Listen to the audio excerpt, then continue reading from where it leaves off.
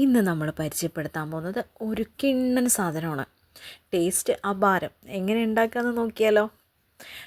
അല്ല, ഒരു മൺചട്ടി വെച്ച് അടുപ്പിൽ വെച്ച് കുറച്ച് എണ്ണ ഒഴിച്ച് വെളിച്ചെണ്ണ ഒഴിക്കണം കേട്ടോ.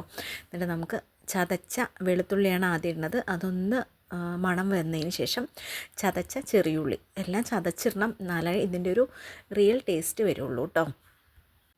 അതിനുശേഷം കുറച്ച് കറിവേപ്പില ഇഷ്ടം പോലെ ഇട്ടോട്ടോ. നല്ല ടേസ്റ്റാണ് കറിവേപ്പില കൂടുന്തോറും. കുറച്ച് കാശ്മീരി മുളക് കൂടിയിട്ടുണ്ട്, പിന്നെ കുറച്ച് സാദാ മുളക് പൊടി ഇടുക, കരിയാതെ ശ്രദ്ധിക്കണേ. ഒരു നുള്ള് മഞ്ഞൾപ്പൊടി ഇടുക. ഇപ്പോൾ ഒഴിച്ചത് വിനാഗിരിയാണ് ഇതിൻ്റെ ടേസ്റ്റ് കുറച്ചും കൂടെ കൂട്ടുന്നത്. അയിലയാണ് എടുത്തിരിക്കുന്നത്. ഒന്ന് വൃത്തിയാക്കി വരഞ്ഞു കൊടുത്താണ്. ആവശ്യത്തിന് ഉപ്പും ചേർന്ന് ഒരു 2 മിനിറ്റ് ഒന്ന് കിടന്നാൽ മതി. അപ്പോഴേക്കും നല്ല പോലെ വെന്ത് കിട്ടും. ഒന്ന് മറിച്ചിടുക. എന്നിട്ട് ആ മീനൊന്ന് ഇലയിലേക്ക് മാറ്റി വെച്ച ശേഷം നല്ല ചൂടുള്ള ചോറില്ലേ, ആ ചോറിനെ ഒന്ന് ഇതിലേക്ക് തട്ടുക. ഒരു 2 ഇളക്കം അങ്ങോട്ട് ഇളക്കിയിട്ട് ആ ചൂട് ചോറും ആ മീനും കൂടിയിട്ട് ഇലയിലേക്കൊന്ന് മാറ്റുക.